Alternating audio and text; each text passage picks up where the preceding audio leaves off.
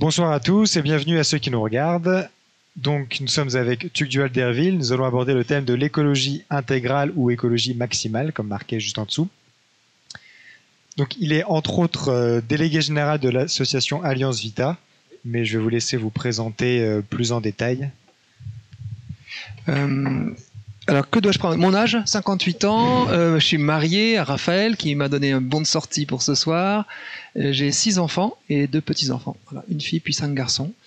Et peut-être que l'événement qui a fait basculer ma vie, c'est la rencontre à Lourdes, quand j'avais 20 ans, d'un enfant porteur d'un handicap, qui avait une infirmité motrice d'origine cérébrale, un handicap physique, mais avec beaucoup de retentissement sur tout son être, tout son psychisme, et qui ne parlait qu'avec les yeux. Et quand je l'ai rencontré au Pèlerinage National, en 1980, 82, je crois, j'ai été émerveillé. Voilà, j'ai été émerveillé, ma vie a basculé dans le bonheur, alors que j'ai bien mesuré ses souffrances, ses difficultés de communication. Il était dépendant pour tout, pour le changer, lui enlever un pull, il fallait plier le bras sans le casser, et il mangeait du mixé, etc.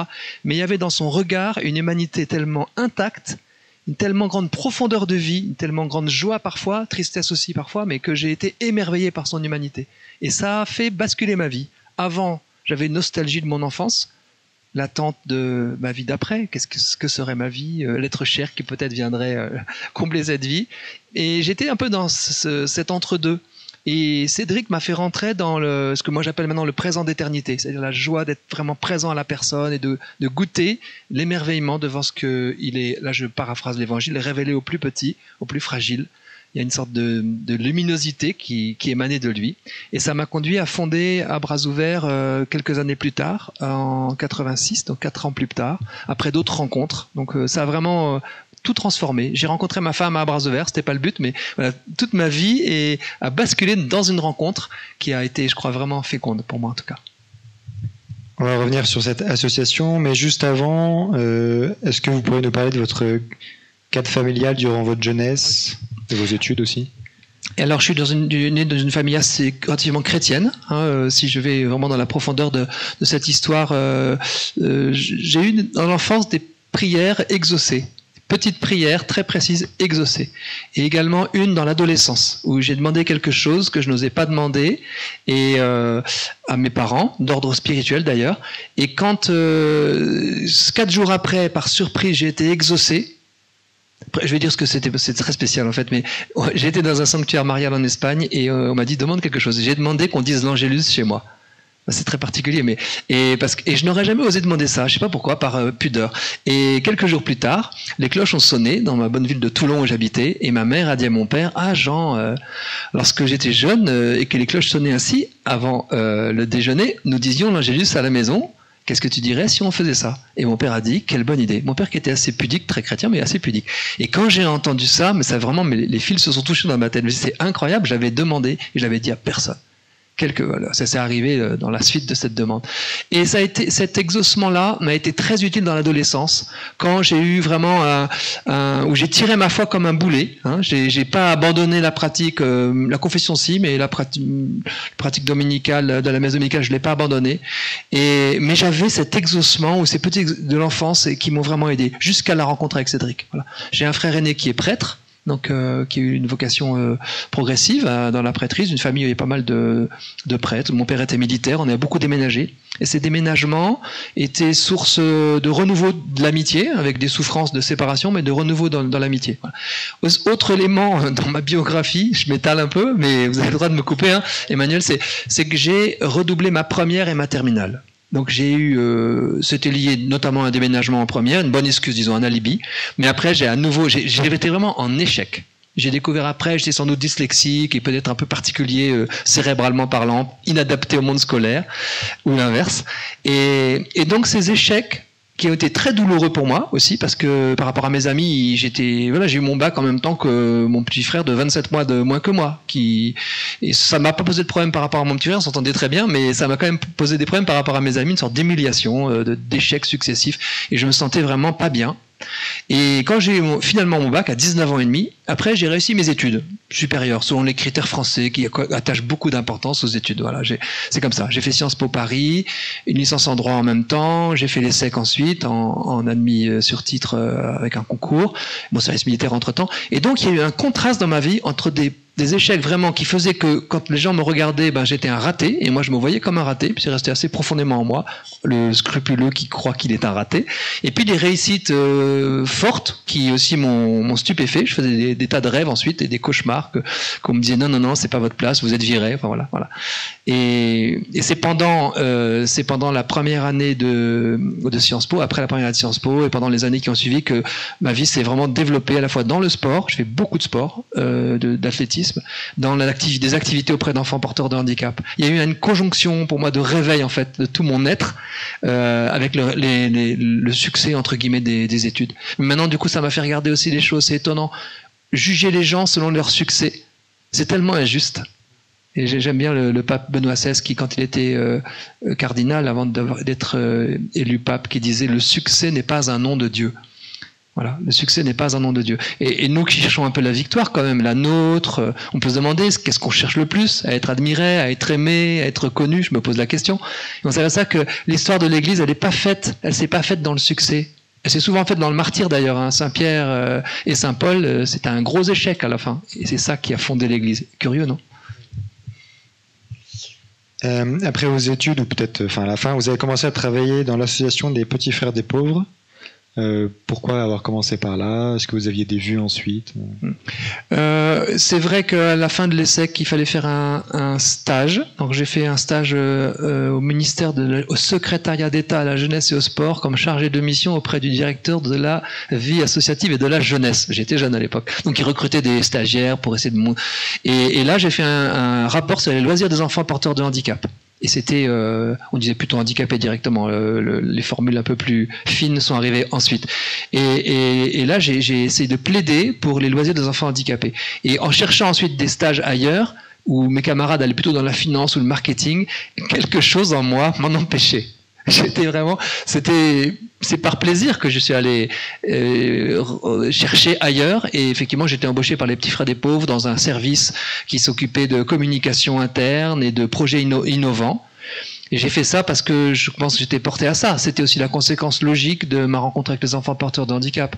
J'ai souvent vu une familiarité avec les personnes fragiles que j'ai depuis longtemps, avec les enfants et les personnes âgées. Je dirais c'est le même émerveillement aussi est venu assez souvent auprès de personnes âgées, notamment désorientées, qui ont une sorte... vous voyez, je parlais tout à l'heure, je crois que j'ai évoqué le présent d'éternité, avec une personne qui n'aura pas le souvenir tout à l'heure du temps que vous passez avec elle. L'investissement, il est dans l'éternité. Il n'est pas dans la gratitude qu'elle va vous... Elle est juste dans son bien-être, dans le respect qu'on lui manifeste à l'instant T, et dont elle n'aura sans doute aucun souvenir, même si son cœur, son psychisme, même si peut-être dans son cerveau, il y aura des endomorphines qui seront déclenchées par le bien-être, la relation. Ça fait du bien durablement. Mais elle n'aura pas cette conscience, souvent, pas cette mémoire. Et j'ai trouvé dans les rencontres avec des personnes désorientées aussi quelque chose comme un avant-goût du paradis, de ce fait. Au-delà des souffrances inhérentes à ce genre de maladies, désorientation ou démence sénile, etc. Merci. Puis après, vous avez parlé des bras ouverts déjà au début, et vous avez également rejoint l'Alliance pour les droits de la vie, qui est devenue Alliance Vita. Donc finalement, c'est dans la continuité que vous êtes rentré dedans et que vous êtes un peu approprié. Quand j'étais jeune, à 18-20 ans, j'étais intellectuellement très choqué par les atteintes à la vie commençantes. Et notamment par l'avortement, qui était en débat, remboursement, etc. à l'époque en France. Très choqué, avec un sentiment d'une profonde injustice qui était plus un sentiment intellectuel, que je peux comprendre a posteriori, mais j'avais pas de connaissance de réalité de ce que vivent les femmes concernées par des grossesses inattendues ou difficiles. Mais je me disais, c'est dingue, si vraiment cet être humain déjà conçu est vraiment un être humain, alors il ne pèse pas plus lourd que moi, je ne pèse pas plus lourd que lui plutôt, sur le plan éthique, et comment ça se fait qu'il y a un grand silence sur tant et tant, voilà. Et je me suis consolé de cette colère qui était une colère, infertile, stérile chez moi, quand j'étais auprès d'enfants porteurs de handicap, j'ai passé des centaines de jours avec eux dans le cadre d'À Bras Ouverts, et les premières années, j'ai passé beaucoup de temps, j'ai rencontré des enfants porteurs de handicap, et là, j'ai retrouvé la joie que j'ai évoquée avec Cédric. J'ai aussi découvert ma capacité de rejet. Et c'était une très précieuse découverte. J'ai découvert que avec des enfants très dépendants, je pense à Stéphane qui était sourd profondément, qui est devenu aveugle, qui était en fauteuil roulant, qui était non reconnu par ses parents. J'avais rencontré sa mère très souffrante, elle avait du mal à le reconnaître comme son enfant.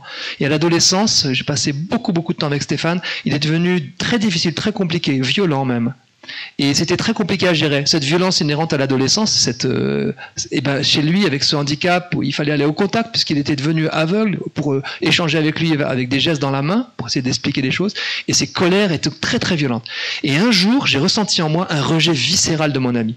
Et ce rejet de sa vie, cette interrogation choquante, pourquoi est-ce qu'il est encore en vie dans cette situation qui me semblait terrible à ce moment-là et qu'il était difficile, je me suis dit, c'est ce rejet de cet ami à cet instant précis qui a fait rentrer en moi le respect de la vie en le passant de la tête, de l'injustice, de l'extérieur, aux entrailles. Cette vie que je veux respecter mais que j'ai du mal à respecter. Découvrir que c'était un enjeu pour moi, ça a adouci mon regard sur le monde et ça m'a aussi enraciné plus dans le respect de la vie. Parce que souvent, je dis ça pour nous tous quand on a des convictions, quand elles sont un peu intellectuelles, il suffit d'une mise en situation difficile pour que parfois tout ça soit balayé. Mais si c'est enraciné dans une expérience, et y compris dans mes limites et mes faiblesses, quand j'ai découvert effaré que l'émerveillement pour Cédric avait fait place à un instant à un rejet pour Stéphane, j'ai fait le pari de la dignité et du respect de la vie au-delà de ce que j'en ressentais. Parce que si c'est uniquement des émotions, ça ne tient pas. Mais si c'est quelque chose de plus profond, voilà. Donc j'en étais où? Et du coup, quand j'ai découvert que s'ouvrait, après chez Petit Frères des Pauvres, je voulais évoluer, etc. Et j'ai découvert que s'ouvrait, j'ai fait du conseil entre-temps, hein, sanitaire, dans le domaine sanitaire et social, donc après les Petits Frères des Pauvres, pendant 5 ou 6 ans, des missions de conseil dans les hôpitaux psychiatriques, dans les maisons d'accueil pour personnes handicapées, personnes âgées, des missions d'aide, de lutte contre le burn-out des soignants, de formation. Le type Sciences Po et Sexe, ça fait vite un bon consultant, normalement, qui n'y connaît rien, mais qui en écoutant donne un avis. C'est frustrant, mais je l'ai fait pendant ces années. Et ça a apporté quelque chose quand même si c'était frustrant. Mais quand s'est ouvert un poste de délégué général d'Alliance pour les droits de la vie, qui s'ouvrait alors, c'était assez naturellement pour moi que s'est passé le glissement de l'expérience, voyez, d'une sorte de militantisme au début un peu intellectuel, l'expérience plus incarnée du respect de la vie de ceux dont la vie est le plus menacée, les enfants porteurs de handicap, dont on sait qu'en France, ils sont menacés avant la naissance de manière radicale. Et puis, donc, un engagement dans une association qui avait le souci à la fois de la douceur de ton et de la vérité des convictions. Et donc, depuis maintenant plus de 25 ans, depuis 1994, je suis délégué général d'Alliance Vita. Moi, l'association a beaucoup évolué, il y a beaucoup de gens. Voilà. Et c'est ce que je fais comme métier maintenant depuis 25 ans. Et vous avez eu beaucoup de visibilité, j'ai envie de dire, politique, notamment, enfin bon, je parle pour moi après, notamment avec la Manif pour tous, qui, vous parliez de succès tout à l'heure, qui peut sembler en apparence un échec. Comment vous avez vécu cet engagement un peu politique, cette politisation de votre personne, même de votre famille, enfin, et puis l'échec apparent? Il y a pas mal de questions dans la question en fait, parce que comment d'abord comment je peux transcrire le mot politique, hein. Dans Alliance Vita, maintenant, on assume une dimension politique mais non partisane, c'est-à-dire que cette action que je pense chacun d'entre nous assume, nous sommes tous des personnes politiques, nous sommes tous appelés à établir la justice autour de nous, dans notre famille, dans notre groupe d'amis. Repérer celui qui peut-être est rejeté, n'est pas vraiment respecté pleinement parce qu'il a une différence, parce qu'il a une fragilité, parce qu'il a une supériorité parfois dans certains domaines. Les premiers de classe sont souvent des boucs émissaires, hein. Donc ce travail pour la justice, il nous concerne tous et moi bien sûr en devenant délégué général d'Alliance Vita, j'ai essayé de travailler pour cette justice et d'aller voir les élus. Pas tout seul, hein, on a actuellement 1100 membres, aller voir les députés, les sénateurs, les élus, être auditionnés officiellement pour essayer de prôner la justice au nom des sans-voix, notamment de ceux qui n'ont pas de voix, qui ne sont pas reconnus comme citoyens. Et c'est le fait de le faire est déjà très apaisant. Quand il y a une injustice, le fait de dire non à cette injustice, même si cette injustice derrière perdure, c'est au moins on se dit j'ai dit ce que j'avais à dire. je me suis exprimé, voilà, j'ai été entendu ou pas, je vois. Ce que j'ai fait de plus haut, disons, dans mon travail au service du respect de la dignité de la personne et de l'écosystème de la famille aussi, c'est que j'ai été invité par le président de la République à dîner à l'Élysée il y a 2-3 ans maintenant, avec 14 autres experts. Il y avait aussi le grand rabbin de France, le président des protestants de France, un prêtre catholique et le ministre de la Santé et beaucoup de professeurs de médecine, des experts, pour essayer de discuter de bioéthique. Le thème était embryon, génomique et PMA. Et là, je me suis préparé intérieurement et j'ai dit ce que j'avais à dire. Je n'en menais pas large. Je m'étais préparé intellectuellement et spirituellement, mais j'ai dit ce que j'avais à dire globalement sur ces enjeux, au nom de la justice. Et le président de la République, il a reformulé, il a écouté, il a entendu tout le monde, il a fait son en même temps, etc. Mais une fois que j'avais fait ça, j'ai eu quelques discussions avec lui, et puis en off avec d'autres qui m'ont parfois félicité. J'étais un peu le seul avec le prêtre catholique qui avait une vision absolument cohérente du sujet et une vision à 360 degrés. Parce que chacun des autres experts plaidait pour un petit truc, je dirais une petite transgression, qui n'était pas petite. La gestation par autrui pour les uns, l'insémination à l'étranger, enfin l'insémination pour les femmes célibataires pour un autre plaidé pour l'implantation des embryons post-mortem après la mort du père. C'est-à-dire que chacun avait ça, et moi j'ai essayé, j'ai dit je veux tout embrasser. Quel est l'enjeu de la justice pour le plus fragile? Voilà. Et je l'ai fait. Et après j'avais l'impression que j'ai fait mon boulot. Alors après, effectivement, moi je nous mettrai en garde contre l'idolâtrie de la victoire. Je l'ai déjà tout à l'heure fait sans faire exprès, enfin en parlant du mystère, que c'est important que la vérité soit dite. C'est comme une graine qu'on sème, et elle germera, et quelqu'un d'autre récoltera. L'un sème, un autre récolte. Tout se passe. Je recite encore le Benoît XVI quand il est cardinal. Il disait le succès n'est pas un nom de Dieu. Tout se passe toujours comme avec la parabole du grain de sénévé.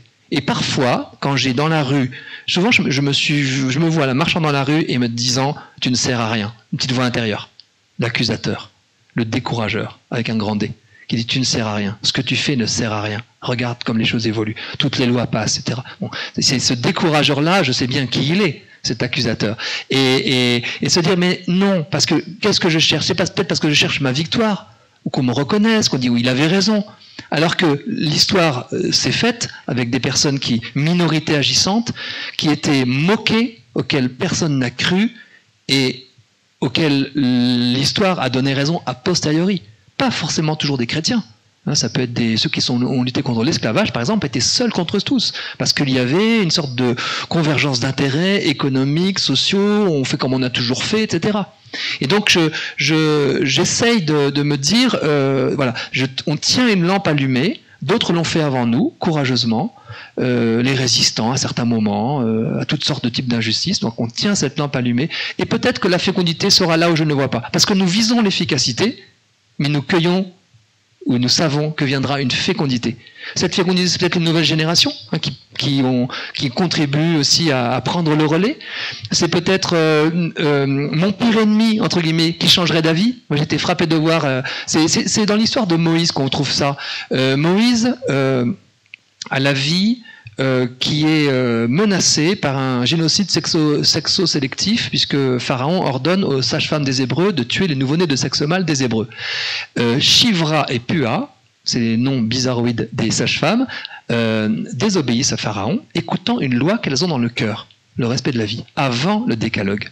Loi absolument universelle, indépendamment des croyances. Tout être humain a au fond de lui, loi naturelle, le respect de la vie, le souci de la vérité, de la fidélité, de la parole donnée. Tout ça, c'est dans le cœur de l'homme, c'est la loi naturelle, donc le respect de la vie. Elles désobéissent à Pharaon, à l'idole Pharaon, et au péril de leur vie, Moïse voit le jour. Sa mère, troisième femme, donc sa mère, puisqu'il y a Shivra Pua, voyant qu'il commence à gémir, à crier, etc., et inquiète parce qu'il va se faire assassiner, si par hasard on le trouve, elle le confie à la grande sœur, quatrième femme, qui va surveiller le petit panier d'osier le long du Nil. Et la cinquième femme, celle qui a à nouveau, comme les autres, les entrailles déchirées de compassion pour le petit bout de chou dans son panier d'osier, c'est la fille de l'ennemi, la fille de Pharaon, qui trouve la grande sœur, qui cherche une nourrice, qui retrouve la mère, et Moïse est rendu à sa mère, comme ça. Donc 5 femmes, 5 entrailles maternelles pour respecter la vie d'un tout petit, qui était condamné à mort par le seul fait de naître garçon. Et ensuite, ce tout petit-là, bien plus tard, va tuer un Égyptien. Il va donc tuer et il recevra le décalogue. Il recevra le décalogue bien plus tard encore. Buisson ardent, il va fuir, vous connaissez l'histoire, c'est le catéchisme, vous connaissez mieux que moi sans doute, mais moi quand j'étais jeune, on avait le buisson ardent, j'aime beaucoup le buisson ardent de Moïse. J'ai vu la misère de mon peuple. Donc qu'est-ce qui me pousse à agir malgré la souffrance, l'angoisse de perdre, d'être dans le camp des perdants? C'est j'ai vu la misère de mon peuple. Donc c'est-à-dire qu'il y a des misères que nous voyons. Dieu voit toutes les misères.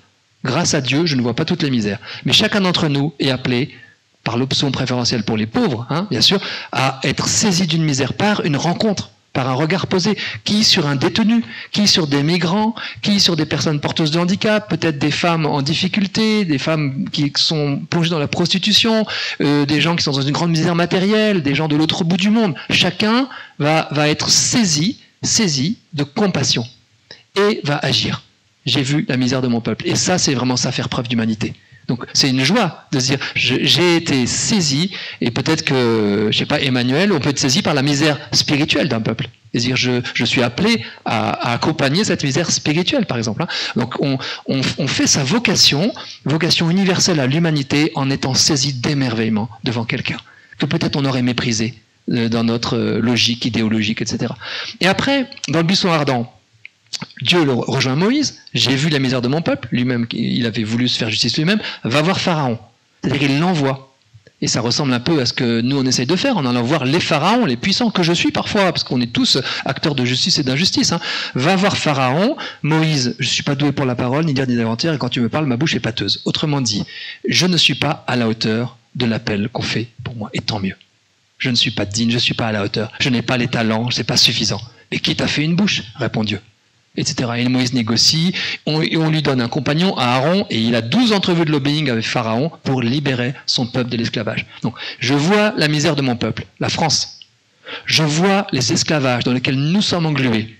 Esclavage de la pornographie, esclavage des atteintes à la vie commençante, esclavage de la confusion entre homme et animal. De plus en plus, on ne sait plus très bien les gens ne savent plus très bien si l'animal n'est pas digne comme l'homme. Esclavage de beaucoup d'autres choses encore, de la violence, etc., des divisions. Bon, et chacun est appelé sur quelque chose pour que notre peuple soit libéré de ces esclavages, se rejoue à nouveau. Et nous sommes des sages-femmes comme Moïse pour aider notre peuple et nous-mêmes à être libérés des esclavages. Je pense que le scoutisme, moi j'en ai jamais fait. Mais vive le scoutisme. Mes enfants en ont bénéficié en tant qu'auxiliaire d'autorité parentale. Je trouve extraordinaire le scoutisme. Je pense que Moïse est un chef scout. Voilà. Échapper aux bonnes viandes et à l'esclavage d'Égypte pour aller au désert, où il se passe encore des choses bizarres au désert, comme dans le scoutisme. On ratiocine, on grommelle, on n'est pas content, on regrette son esclavage. Mais là, il y a une marche au désert de libération vers la vie, vers la terre promise, vers la vie éternelle. Le signe que je te donnerai, buisson ardent, donc, j'ai vu la misère de mon peuple, va voir Pharaon, le signe que je te donnerai, tu viendras me célébrer sur cette montagne. Donc il y a une promesse. Et donc s'il y a effectivement une tristesse de voir peut-être la fin d'une civilisation, certains effondrements, il y a la promesse qui depuis 2000 ans est tenue, la vie l'a emporté sur la mort. Donc ça aussi, en tant que chrétien, je sais que l'enjeu pour moi, c'est de choisir l'équipe qui gagne, qui a déjà gagné, et c'est pas gagné pour moi de la choisir. Autrement dit, je n'ai pas de leçon de vie à donner. Je dirais même, au risque d'être un peu provocateur, je ne suis pas vraiment pro-vie, moi. Parce que c'est comme, la chasteté est un idéal vers lequel nous tendons, avec des chutes, avec des hésitations, etc. La chasteté est un idéal. Eh bien, l'amour de la vie, c'est un idéal vers lequel nous sommes toujours à tendre. C'est beaucoup plus grand que moi, la vie. La vie, c'est le Seigneur, qui est le chemin, la vérité et la vie, qui ne veut pas la mort du pécheur, mais qui se convertisse et qu'il vive. Par conséquent, voir la vie comme un idéal vers lequel j'ai toujours à tendre est très consolateur dans mon travail. Je n'ai pas à donner des leçons de respect de la vie à quiconque. J'ai déjà, moi, à accueillir ma vie, celle de ceux que je rencontre, de ma femme, bien sûr, à mes enfants, mes amis, mes ennemis. Chrétien aime ses ennemis, un amour fraternel. Et tout ça, c'est une magnifique transformation qui n'est jamais terminée et qui fait que j'ai une joie vraiment de savoir que j'ai été appelé, dans mon travail, j'ai été appelé à annoncer ce dont j'ai soif. La vie, en l'occurrence. Et du coup, en prenant de la hauteur, face si je marche dans la rue en disant je ne sers à rien, je prends de la hauteur et je dis ce n'est pas ça l'enjeu. Je suis un serviteur inutile quelconque, utile tout de même, hein, mais quelconque. Et il y en a un qui sait très bien ce qu'il fait et ce qu'il permet pour que la vie vraiment triomphe en profondeur dans les sociétés humaines, ou en tout cas dans le cœur des personnes. Merci. Vous avez le droit de commenter. J'ai été un peu loin là. Je me rappelais même plus de la question d'ailleurs. Peu importe. Très belle espérance, donc merci de nous la faire partager. Est-ce qu'elle est vécue par tous les membres d'Alliance Vita? Est-ce que c'est un peu le prérequis pour pouvoir rentrer dans l'association? Disons que cette espérance dont j'ai témoigné, Emmanuel, j'ai aussi témoigné de désespérance de cette manière. Donc c'est un combat. Il y a un combat très profond, spirituel aussi. Et je comprends pleinement qu'on soit découragé parfois. Mais je me mets en garde contre le découragement, ou contre la virulence, ou contre des colères, contre des dessèchements aussi, quand on cherche trop le résultat. Lorsqu'on va idolâtrer la reconnaissance qu'on nous donne, toujours une tentation, idolâtrer la structure dans laquelle on est, ça pourrait être Alliance Vita ou une autre, en pensant que c'est elle qui va gagner, idolâtrer parfois la victoire, justement, la victoire apparente, et puis idolâtrer l'adversaire ou l'ennemi qu'on va mettre sur un piédestal, on va s'acharner sur lui, alors ça sera un jour un président de la République, un autre jour une personne qui nous paraîtra catastrophique, qui peut-être sera la première à relier des enjeux de vie sur le terrain. Et donc, ce rapport au succès et à l'échec. Alors comment faire? Et je réponds un tout petit peu plus large que la question, j'en ai conscience, mais vous aurez des frères en grand nombre et des persécutions. Donc il y a pas seul, ne pas rester seul. Un chrétien isolé est en danger. Quelqu'un qui travaille pour la justice ne peut pas le faire tout seul. Je ne vais pas sauver le monde tout seul. Il est déjà sauvé par quelqu'un et c'est pas moi qui vais le faire. Et donc l'enjeu de se réunir et d'échanger ensemble, y compris ce qu'on le fait là, que c'est parfois très difficile. Et que c'est vrai que pour moi, de voir toutes ces lois qui avancent unes avec les autres, avec une sorte d'inertie, de tsunami, je me dis comment faire? Ce que moi j'ai théorisé à Alliance Vita, et on le fait assez souvent, et c'est une consolation, je pense, pour nous, c'est-à-dire quand une vague irrépressible d'une réforme semble arriver, on fait tout pour qu'elle n'advienne pas. On ne s'avoue jamais vaincu par avance. Ça serait faire le jeu de l'adversaire. On se méfie même d'une sorte de masochisme, j'en ai entendu parfois, qui disent vivement que tout s'effondre. Non, ça serait la politique du pire. Je fais tout pour que cette loi n'arrive pas. Et tant qu'elle n'est pas arrivée, elle n'est pas arrivée. La Covid-19, là, peut-être va faire évoluer les choses, même en termes bioéthiques, on ne sait pas. On ne sait pas. L'histoire n'est pas écrite d'avance, et ce n'est pas les autres qui écrivent l'histoire. C'est vous, c'est moi, c'est nous, qui sommes maîtres d'une certaine manière de l'histoire. L'histoire, c'est l'histoire secrète de l'amour dans les cœurs, c'est ce qu'on va faire, les gestes qu'on va faire.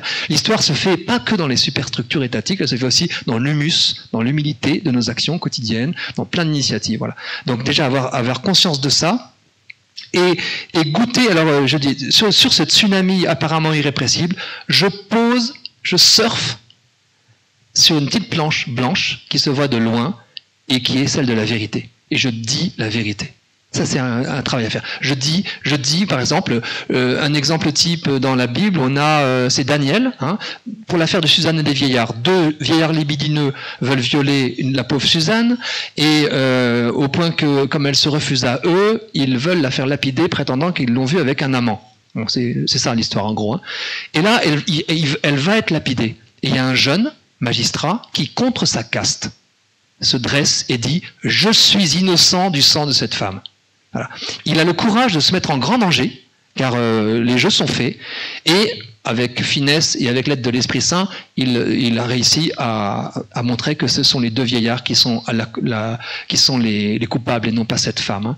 Et moi je nous interroge, suis-je capable de me dresser contre ma caste pour dire non?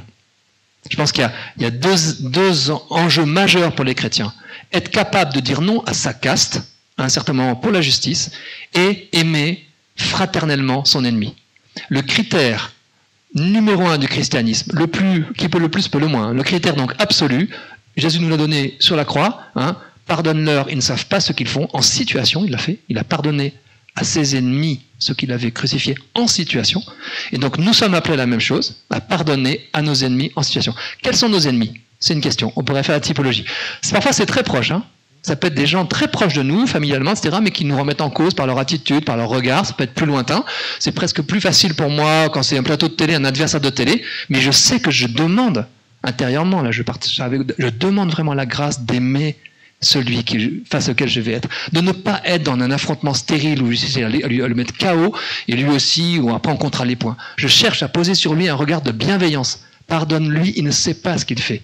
Il a peut-être beaucoup de souffrance, il a peut-être des choses à m'apprendre, peut-être qu'il a des bonnes raisons, peut-être que moi aussi j'ai des mauvaises raisons parfois de défendre ce que je défends, même si j'y crois.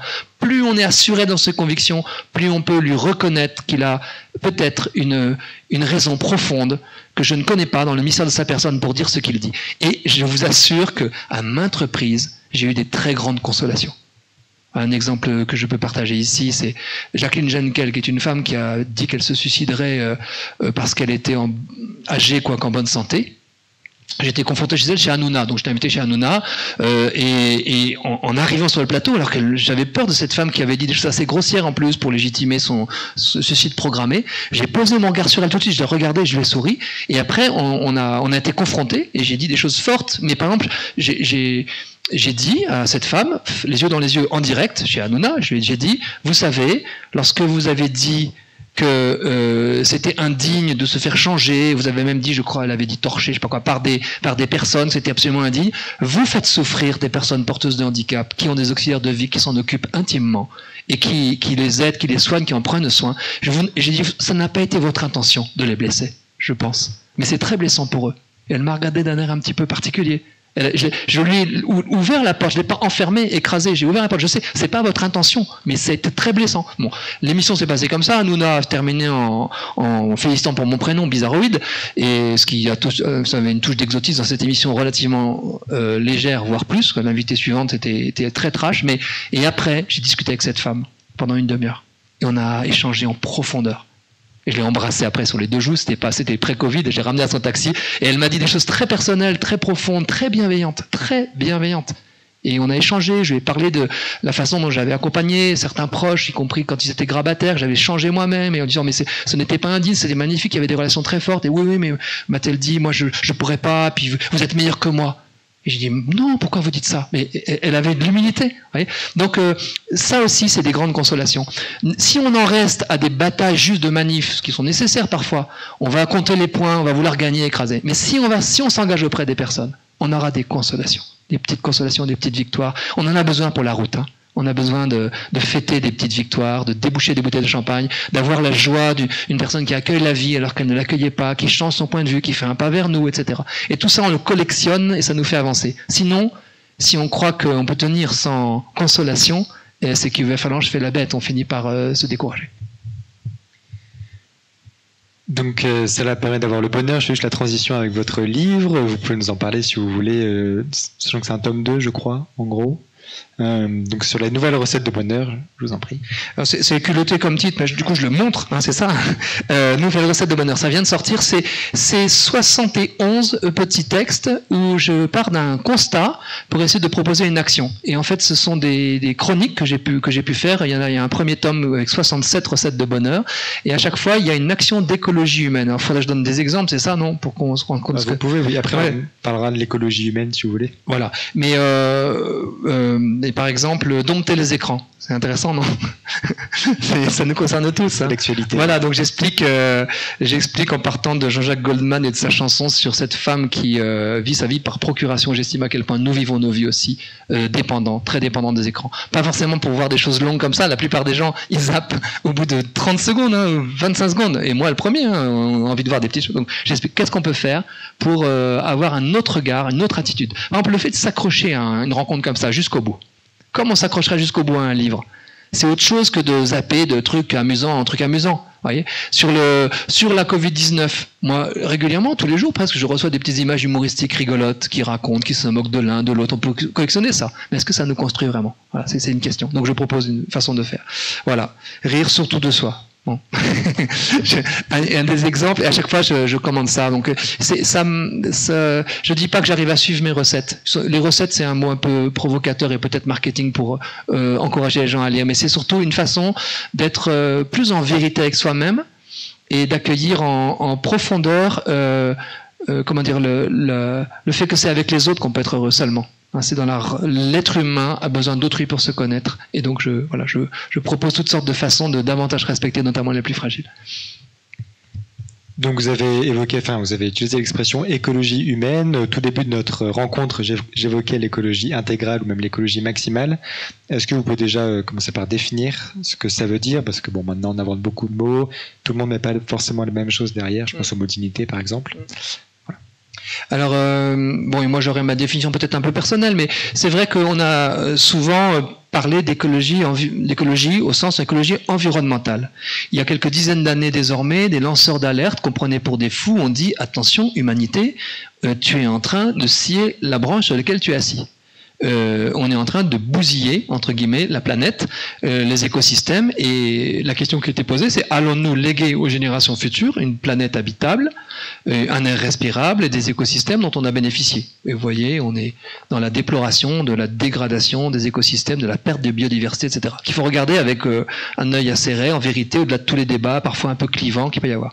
Et moi, je me suis dit, en regardant les enjeux bioéthiques, cette branche qu'on est en train de scier dans l'arbre de l'évolution, n'est-ce pas nous-mêmes, êtres humains?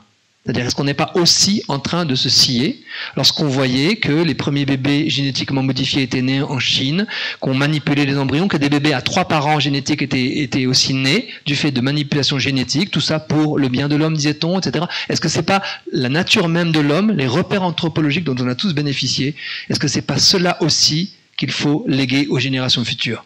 Écologie environnementale, mais également écologie humaine. L'une n'allant pas sans l'autre. Si ensuite je projette dans le texte Laudato Si, l'encyclique du pape François sur l'écologie intégrale, qui est une encyclique à la fois sociale et écologique, mais au sens anthropologique de l'écologie, le pape François écrit à un endroit « Il n'y a pas d'écologie sans anthropologie adéquate ». Autrement dit, une écologie qui nierait la nature de l'homme risquerait de se retourner contre l'homme. Et c'est parfois le cas. C'est-à-dire qu'il considère que l'homme est un parasite de la planète, qu'il pullule, et que c'est à cause de la surpopulation, et qu'il suffirait qu'il restreigne sa population pour laisser la place aux autres êtres, et tout un courant animaliste qui appelle les hommes, qui nous appelle les animaux humains, et les animaux non humains, et les animaux humains. Et là, l'enjeu de l'anthropologie que nous devons promouvoir et défendre, c'est un enjeu qui reconnaît tout l'homme et tous les hommes. Tout l'homme dans toutes ses dimensions, un corps physique donc, psychique, notre psychisme, intellectuel, notre intelligence, relationnel, notre besoin d'entrer en relation, spirituel, la transcendance, qui est un des propres, peut-être le propre, je vais même pas dire peut-être, le propre de l'homme le plus significatif.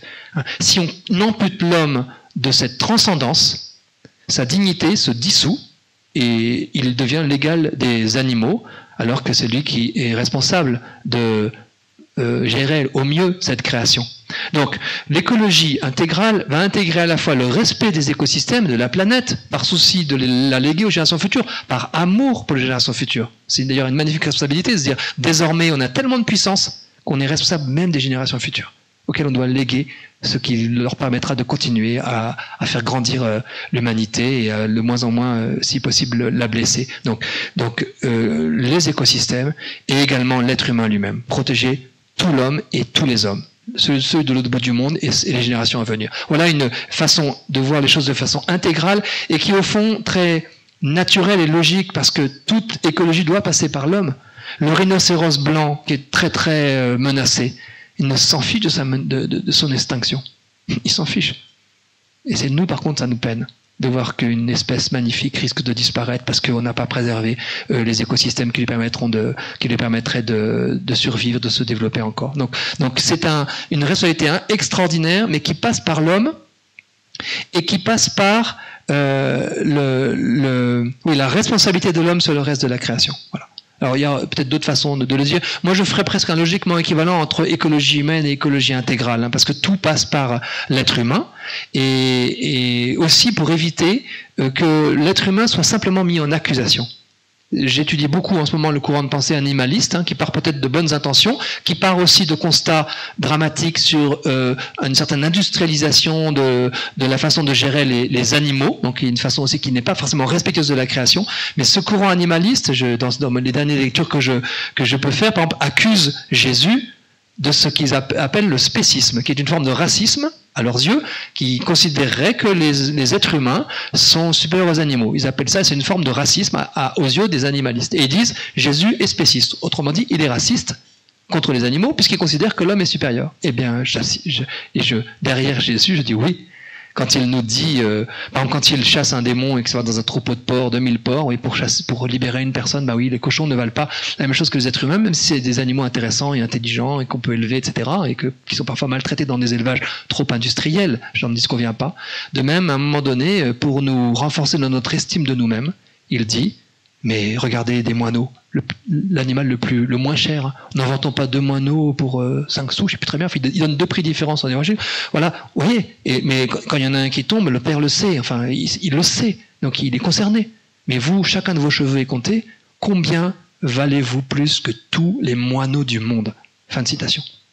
Une traduction particulière peut-être, mais voilà. Et donc Jésus nous dit bien, voilà, bien sûr, vous valez plus que tous les animaux.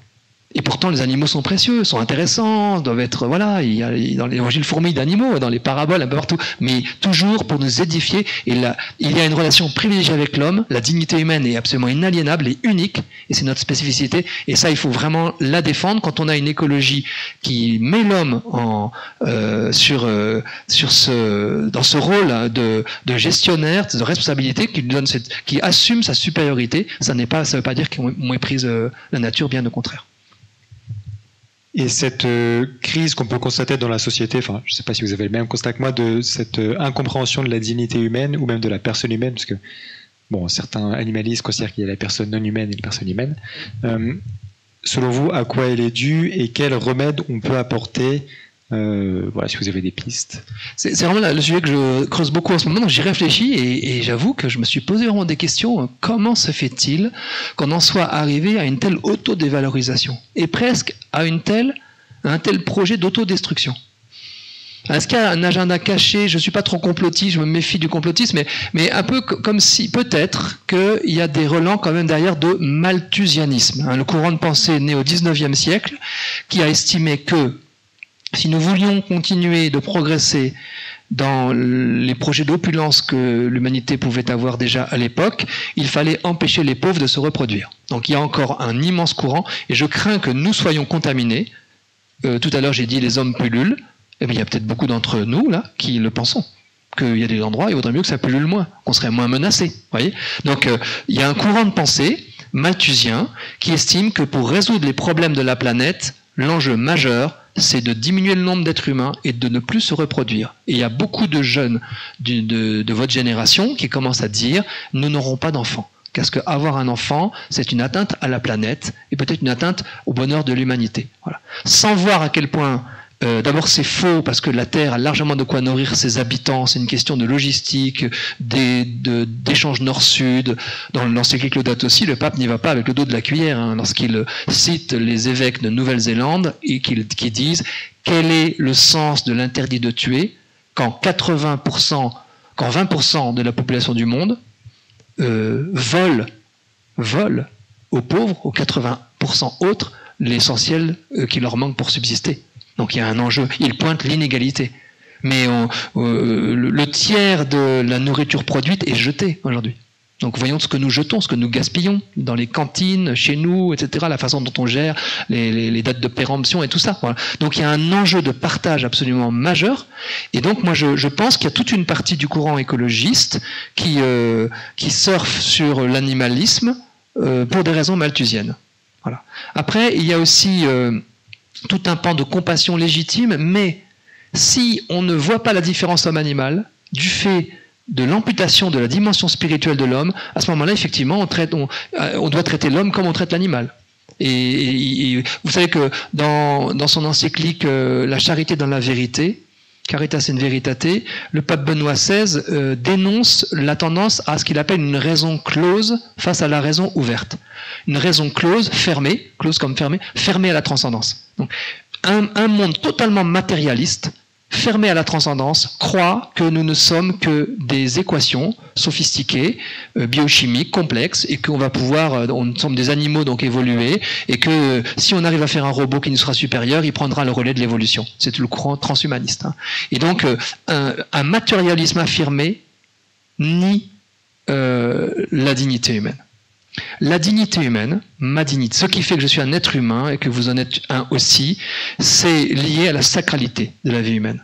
Donc voilà, là, il y a la sacralité qui se dégrade, on pourrait dire, dans le mot dignité, et qui est notre spécificité. Quand on nie la spécificité de l'être humain et donc sa sacralité, à ce moment-là, on va traiter les êtres humains comme des animaux, parasites, etc. Et c'est Peter Singer, qui est le philosophe australien fondateur on pourrait dire du courant animaliste, hein, très radical. Hein. Il estime qu'il vaut mieux supprimer un enfant porteur de handicap et maintenir en vie un grand singe. Il n'est pas hostile à la zoophilie, etc. Bon, il y a vraiment énormément de conséquences. C'est un homme extrêmement influent dans le monde entier, un grand philosophe. Eh bien, lui, il a une vision, effectivement, il estime qu'il faut effacer la différence homme-animal. Il estime que c'est de l'esclavage que de maintenir des vaches en captivité, de voler leur lait, de voler les œufs des poules, etc. Je pense aussi, deuxième raison, mais je vais vite là, qu'il y a une méconnaissance de la vie animale. C'est-à-dire que c'est un monde urbain, presque un monde de bobos, qui finit par ne plus voir la réalité de la vie animale. Moi qui aime énormément les animaux, pour les observer beaucoup, il y a une violence, il y a de la prédation, dans la vie animale, il y a des interdépendances qui sont magnifiques. Mais imaginez que c'est nous, que nous sommes le prédateur violent. Mais quand on regarde la vie, je sais pas, des lions, des tigres, des chats.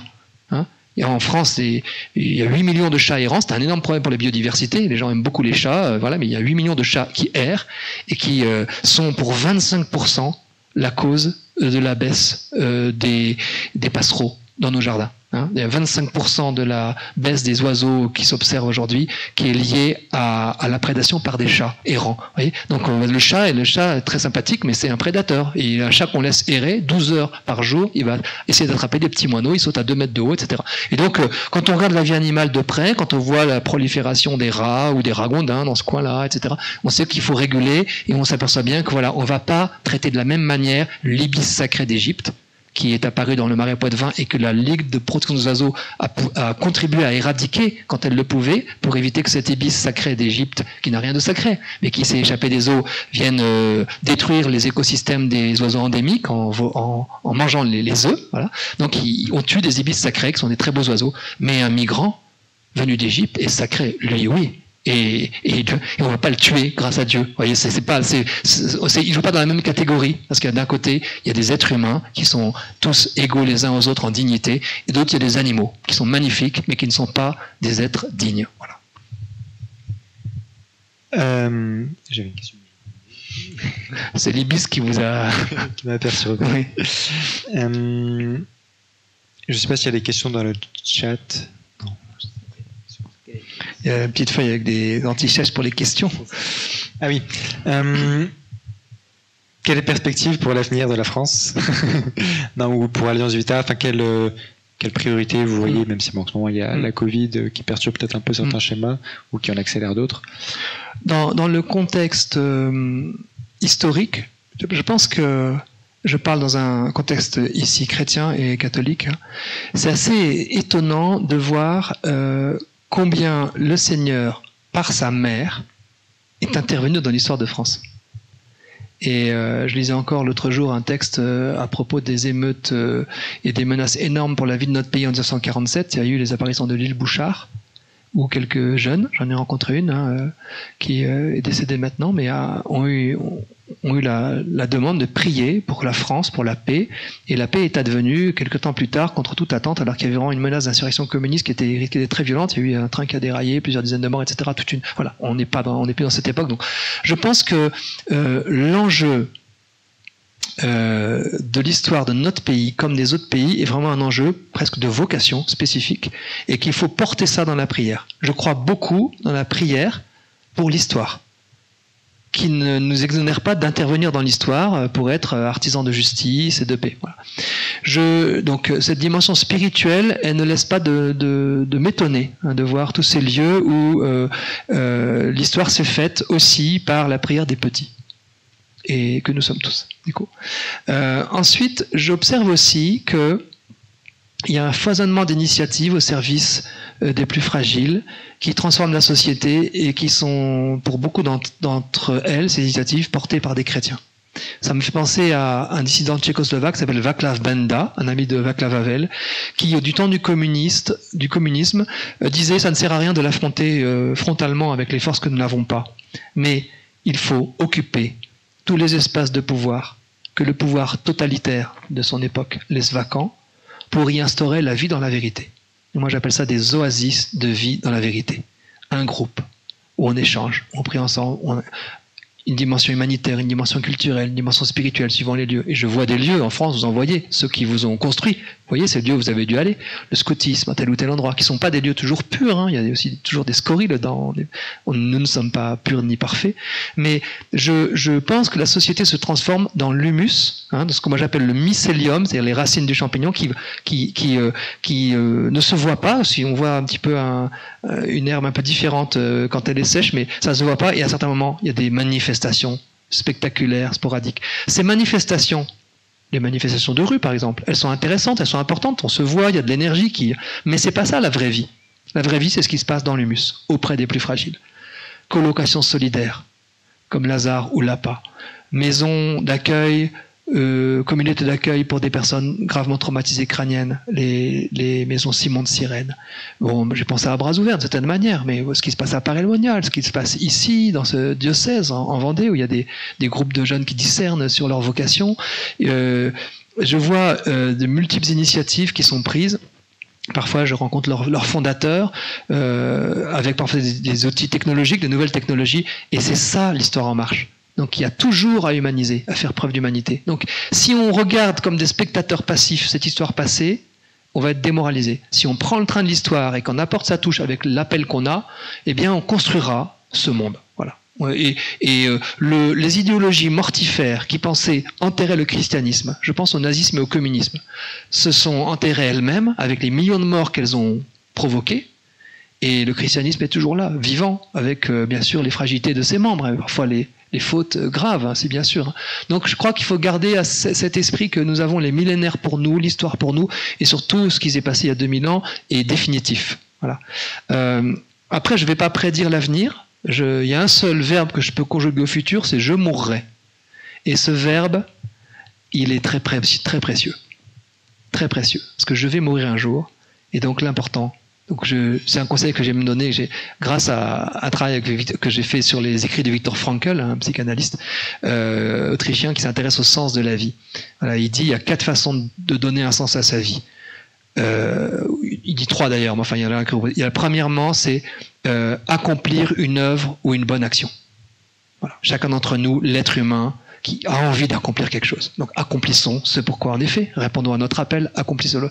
Deuxièmement, connaître ou aimer quelque chose ou quelqu'un. Connaître ou aimer quelque chose ou quelqu'un. Ce quelqu'un, ça peut être très vertical, hein, ça peut être un conjoint, connaître ou aimer quelque chose, ça peut être, j'ai un ami par exemple, il est champion du monde de photos sous-marines, eh bien c'est par la photo sous-marine qu'il a rencontré, qui s'est émerveillé du monde, qu'il a construit sa vie, etc. C'est le monde sous-marin dont il est un petit peu le prophète ou le témoin, et ça a du sens, y compris spirituellement. Connaître ou aimer quelque chose ou quelqu'un. Quatrièmement, c'est le quatrième, donc j'en ai regroupé 2, c'est vivre dignement les souffrances inévitables. Vivre dignement les souffrances inévitables. Vivre, c'est souffrir. Aimer, c'est souffrir. Moi, je suis marié, c'est une joie, mais c'est aussi une souffrance. D'abord, il y a le veuvage un jour ou l'autre qui arrive, sauf si on tombe tous les deux en avion ou en voiture un jour, ce que je ne nous espère pas pour nos proches. Et puis vivre, c'est se donner, c'est se sacrifier. La vie, c'est comme une ascension. Pour ceux qui aiment la montagne, je n'ai pas l'expérience si forte que ça, mais un petit peu suffisamment pour dire que la joie du sommet est proportionnelle à la souffrance qu'on a mis pour gravir. La montagne n'est pas l'ennemi de l'alpinisme. La contrainte, c'est l'arrêter. Donc la souffrance et le bonheur sont compatibles. Ça, c'est une des clés de notre pèlerinage terrestre. C'est que souffrance et bonheur sont compatibles. Alors que la société veut nous dire qu'il y a d'un côté le plaisir et de l'autre la souffrance. Le plaisir et le bonheur, la souffrance et le malheur. C'est faux. C'est irréaliste. Donc toute notre vie, nous allons être confrontés à cette ambiguïté ou cette coexistence de ces efforts que nous faisons dans la souffrance, dans la peine et de la joie que cela donne, y compris avec les petites victoires, les petites étapes, les fêtes, les célébrations qui nous aident à tenir dans le temps. Et du coup, peut-être qu'on peut juste être joyeux de prendre sa place. Voilà. Moi, comme vous, comme tous, je me dis parfois, mais où est-ce qu'on va aller, jusqu'où ça va aller, et cette loi contre laquelle je me suis battu. Et je dois avoir de la sagesse pour me dire, mais mets-toi au-dessus de tout ça. Voilà. Tu fais ton boulot, tu témoignes de ce que tu dois témoigner, le plus efficacement possible, et parfois il y a des beaux résultats, on a obtenu beaucoup de choses, des amendements, etc. Tout est toujours possible. Mais attention à ne pas nous mettre en spectateurs dans la déploration, mais soyons vraiment acteurs dans la consolation, voilà, notamment. Si à un moment donné, je suis trop desséché par la contemplation stérile du monde, je m'approche des plus pauvres. Des pauvres, vous en aurez toujours. Moi, quand j'entends Jésus qui dit « des pauvres, vous en aurez toujours », je le vois plus comme une promesse de consolation.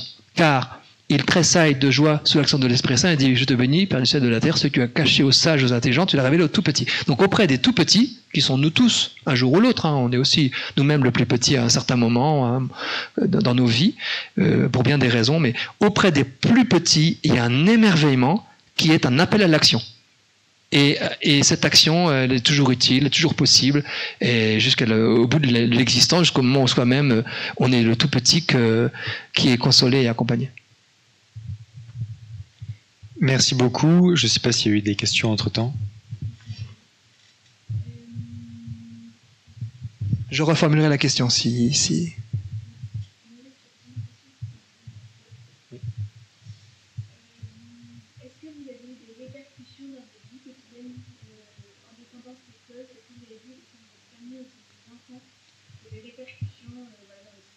Est-ce que vous avez eu des répercussions dans votre vie? Alors, par pudeur, je ne donnerai pas trop de détails, mais je dirais que oui. Oui, il y a eu beaucoup de répercussions. On ne peut pas... Comment dire? Quand on s'engage pour la vérité et la vie, on est fragilisé dans les lieux les plus fragiles de notre existence, notre vie personnelle, conjugale, familiale. Et donc, ça nécessite de ne pas y aller sans armes, sans l'armure décrite par saint Paul, et sans la prière de l'Église, sans des soutiens spirituels. Voilà. Sinon, il y aurait quelque chose d'imprudent. Voilà. Donc oui, il y a des répercussions. Mais ces répercussions, elles sont de différents ordres. Elles ne sont pas que négatives. Enfin, elles sont pas. Il y en a des positives.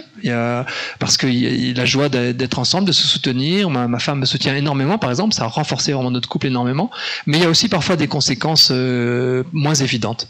Après, je pense que ce qu'il y aurait pu avoir comme répercussion, pour moi, c'est si j'avais été, entre guillemets, à l'extérieur, sans avoir quelqu'un pour me ramener à l'intérieur. Ma mère souvent dit que le rôle peut-être certains diront que c'est un stéréotype de genre, mais que une femme, c'est important qu'elle ramène celui qui part à la guerre, en mission, etc., qu'elle le ramène dans le tabernacle familial. Et donc, tout à l'heure j'ai dit sous forme de boutade, j'ai une permission de sortie, mais c'est pas totalement faux. C'est-à-dire qu'il y a un point d'équilibre qui est donné dans le couple. Le risque parfois, c'est que si on est toujours à l'extérieur, on passe à côté de ses enfants, par exemple. On passe, voilà, ou alors on dégoûte les autres des engagements qu'on peut avoir.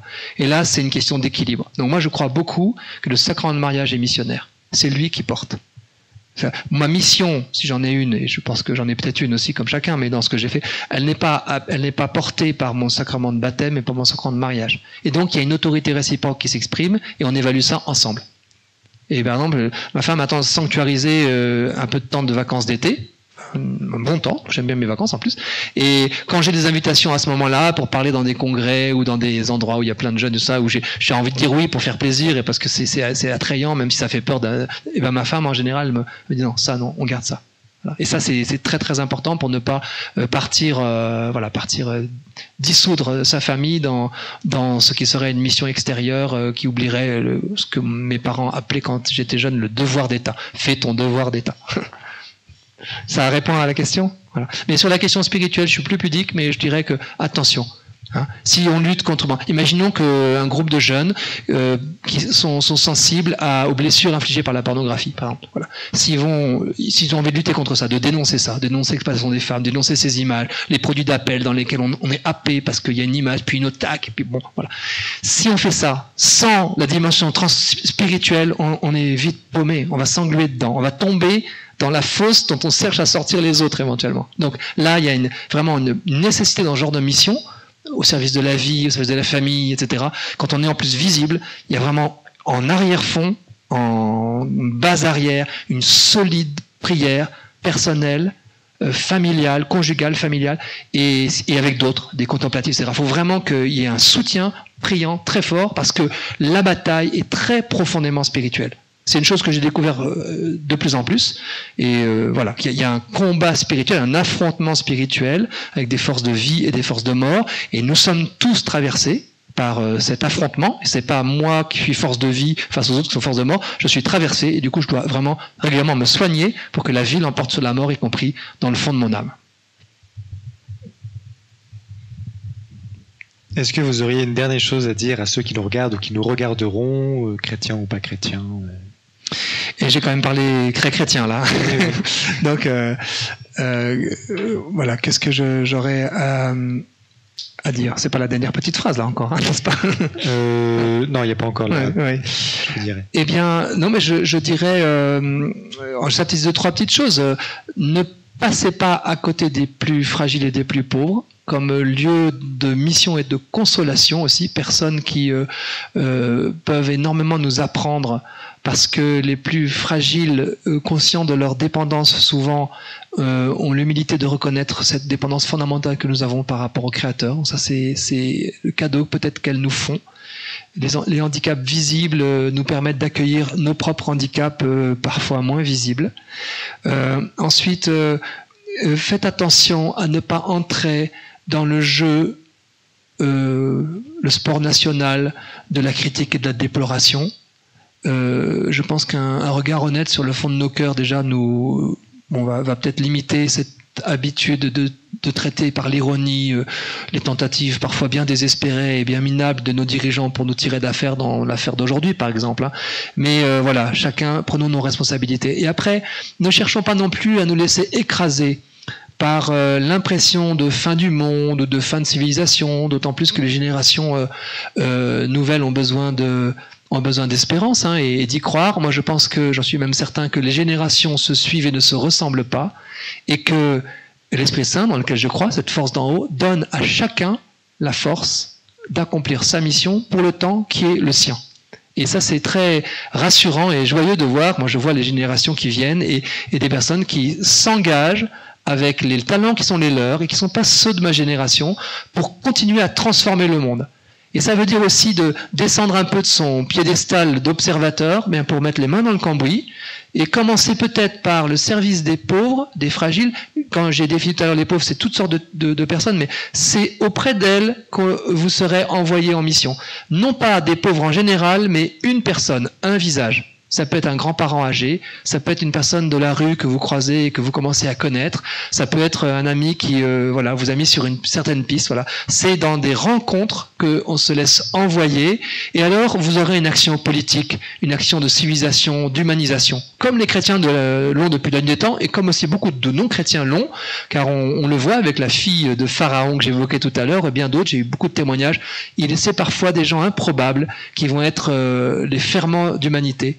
Voilà, je donne un dernier petit exemple, mais dans le Courant pour une écologie humaine, on a une histoire très belle d'une femme protestante qui, dans une ville, a voulu faire un projet fou, mettre de grandes orgues neuves, mais du style de XVIIe siècle, dans l'église du village qui n'avait pas de musique. Eh bien, le premier qui a donné un don pour ces orgues, c'est un monsieur qui quêtait, un monsieur clochardisé ou sans domicile fixe, qui quêtait à la porte de l'église et qui a donné 2 €. Et ces 2 € ont été mis dans le buffet de l'orgue. Ils ont été incrustés dedans.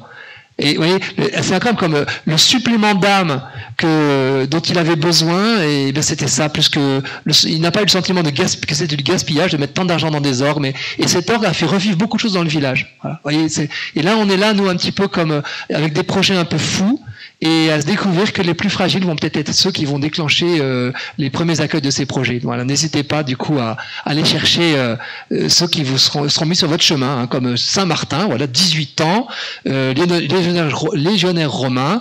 Il y a un gars qui crève de froid là et qui est nu. Et ben il coupe son manteau en deux parce qu'il y a la moitié seulement qui lui appartient et il donne son manteau. Et la nuit suivante, Jésus lui apparaît. C'était moi.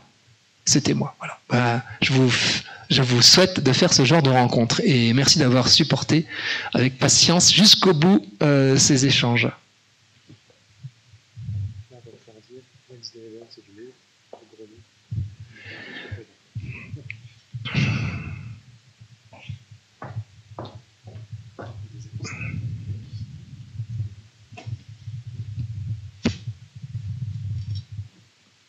Merci à Emmanuel pour l'interview de ce soir et merci à Monsieur Derville d'être venu témoigner de ce que vous vivez chaque jour au quotidien.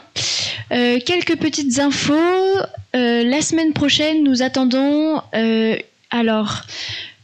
WELF sur le thème de l'Avent fait par le Père Para.